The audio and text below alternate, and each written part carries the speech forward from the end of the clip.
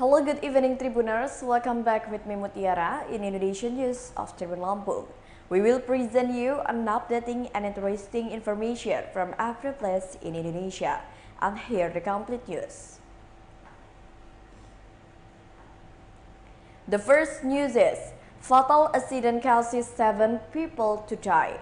A fatal accident involving an Alf car and a number of motorcycles occurred in Tamelang Village, Purwasari District, Karawang, West Java on Sunday, May 15, 2022. 7 people died in the incident on Sunday afternoon. The victims who died in the deadly accident were motorcycle riders who were hit by an Alf car that was cruising into the opposite lane. At least 17 motorbikes were rammed into by the Isuzu Alf minibus. In an amateur video recorded by residents, the driver of the Isuzu Alf minibus was seen squished by the front of the wrecked car. Habibi said that at this time his party was still examining a number of witnesses and investigating the cause of the deadly accident. According to witnesses near the scene of the incident, the accident occurred because Alf's car with police number T7556DB was out of control until it cruised in the opposite direction and hit a number of motorcycles. Head of Traffic Division of Karawang Transportation Service, Ade Safrudin, confirmed that the Alf accident and killed 7 passengers was confirmed to be roadworthy. It is known based on the result of the KIR test. He said there were several car safety equipment tested, starting from the function of the brakes, lighting, horn, tires, the condition of the vehicle.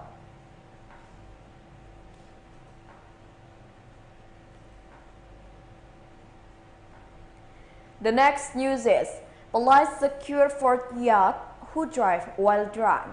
4 teenagers with the initial KY 18 years old, RF 20 years old, AMM 18 years old, and AG from Jakarta were ticketed by the traffic unit of the Bogor Reserve Police at Simpang Gadog on Sunday 15 May 2022.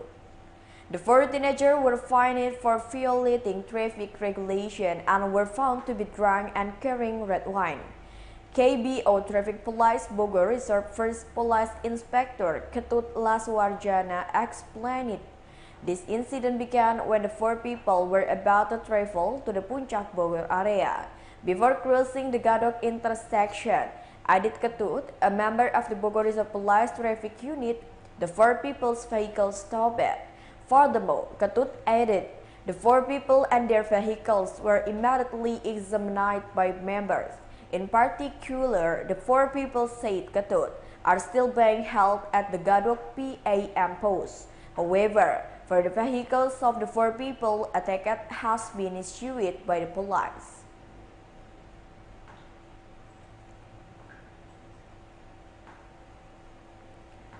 The next news is fire in the Pertamina Balikpapan refinery area causes several workers to be injured. Another fire incident occurred in the refinery area of the Pertamina International Refinery Company in Balikpapan, East Kalimantan Province on Sunday, May 15, 2022. As a result, the party concerned then deployed an internal firefighting team to control the fire that arose at Plant 5, the hydro-skimming complex unit. Area Manager Communication Relation and CSR of the Balikpapan Refinery, Eli Chandra, said that the condition was under control and the cooling process was continued. In about an hour, at 31 minutes past 11 a.m., the fire was extinguished, and when this news was published, there was no fire or smoke visible from the plant. He added that Plant 5 was temporarily suspended. This plant is known to produce gasoline as raw material, and to meet the needs of the raw material production, stock optimization will be carried out in the tank and production arrangement at the Balikpapan refinery. Currently, the internal team continues to make efforts to improve the Balikpapan refinery's operation so that it can immediately return to maximum operation. For the time being, The supply transfer is being prepared in coordination with the Pertamina Group to ensure there is no disruption in the supply of fuel oil to the community. The handling team at the Balikpapan refinery is also currently focusing on handling victims. There are 3 burned people who are Pertamina workers, and currently maximum treatment efforts are being carried out at Pertamina Hospital Balikpapan. A total of 2 victims who were exposed to heat, who are workers from contractors, have finished treatment at the clinic and have returned to their respective homes. The Balikpapan refinery and the company where the victim works will ensure that the deceased get the best treatment regarding his right while preparing other necessary needs.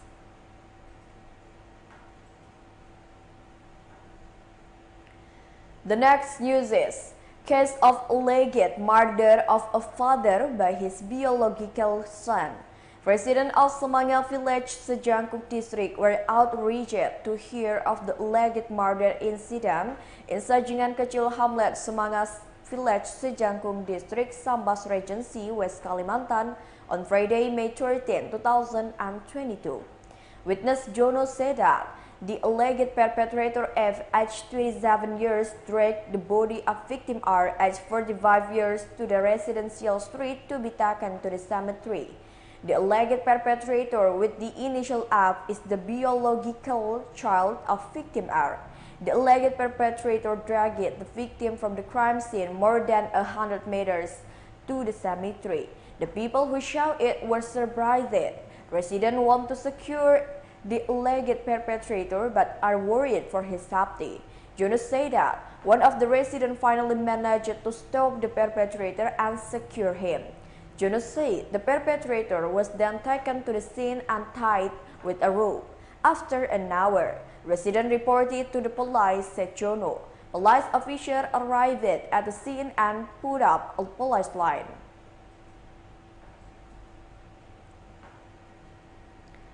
The next news is detection of mouth and foot disease in Nunukan. Officers take dozens of livestock blood samples. Mouth and foot disease detection in Nunukan, Banjarbaru Veterinary Center officer took 30 samples of livestock blood. Banjarbaru Veterinary Center officer took 30 samples of livestock blood in Nunukan on Sunday, May 15, 2022. Veterinary medic Banjarbaru Veterinary Center, Dr. Ihwan Yuniarto said that blood samples were taken from farm animals to detect the presence of or absence of foot and mouth disease as happened in Aceh and Java. Ihwan said veterinary centers in all parts of Indonesia took part in taking blood samples from livestock. For North Kalimantan, starting from Wednesday, May 11, his team went around from Bulungan, Tanah, Tarakan, and Nunukan. According to him, VMD attacks split-hoofed animals such as goats, cows, sheep, pigs, and horses. However, Ihwan said that livestock in Nunukan is still relatively safe.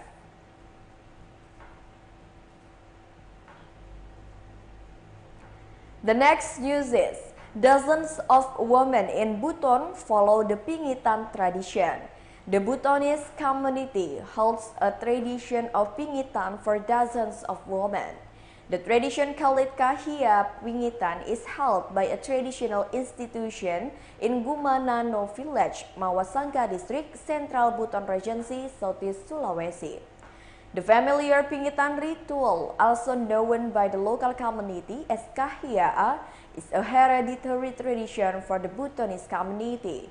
The seclusion tradition was followed by 38 girls who had changed status from teenage girls to adult girls from Sunday 8 to 11 May 2022.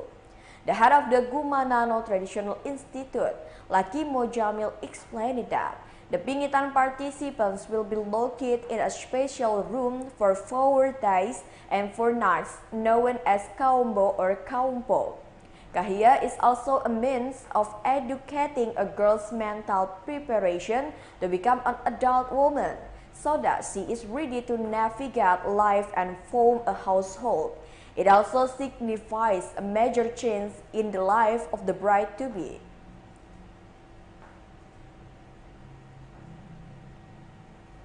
The last news is Vesak celebration in Bogor. The Buddhist Dharma Vihara and Eik Pusat in Tamelang Village, Tajur Halang, Bogor Regency, West Java, carry out worship activities for the Vesak Day in the year 2022 or 2566 BE, which fell on Monday 16 May 2022. The administrator of the Vihara Buddha Dharma Foundation, Andrean Halim, said that his party limited the capacity for people who would worship in person to 100 to 200 people. He explained that there were about 50 Buddhists who attended the service from start to finish. Then the rest, he continued, were people who came to pray and left immediately. Andrean explained that the effort to limit the quota was considering that COVID-19 was still endemic in Indonesia. He added that the Buddhist Dharma Vihara and Eik Pusat have not celebrated Vesak Day festively for more than 3 years. Furthermore, he said, the Vesak celebration at the Buddhist Dharma Vihara and the Eik Pusat only carry out prayer and prayer activities together. The joint prayer activity was led directly by a monk who came from Jakarta. Member of Buddhists who visited the Buddhist Dharma Vihara and Eik Pusat Tonjong Bogor Regency, West Java increased compared to previous years.